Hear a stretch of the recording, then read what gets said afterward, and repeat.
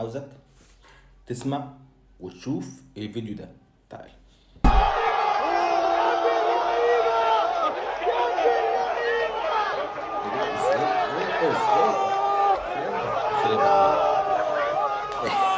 انا عاوزك، بص انا عايزك اهي اديها بسرعه يلا.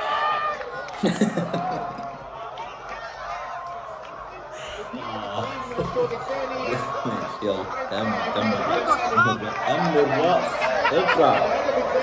الله بص الله. سيبك من الفرحه اللي احنا شايفينها ديت كلها، وسيبك من اللي بيقول لك اني شفت راجل كبير بيرقص ازاي والكلام ده. لا، كل الكلام ده لا، انا شايفه عادي ان الفرحه ملهاش سن. الفرحه ملهاش سن، دي نقطه. النقطه الثانيه، طب ده هم بيزيدوا علشان موضوع ان هم كسبوا حرس الحدود والمركز ال 13. لا عادي برضو جدا على فكره، من حقهم ان هم يفرحوا، من حقهم كمان يفوزوا، على فكره من حقهم يفوزوا. لكن انت جاي تتكلم فيها يا وليد، انا جاي اتكلم في نقطه واحده.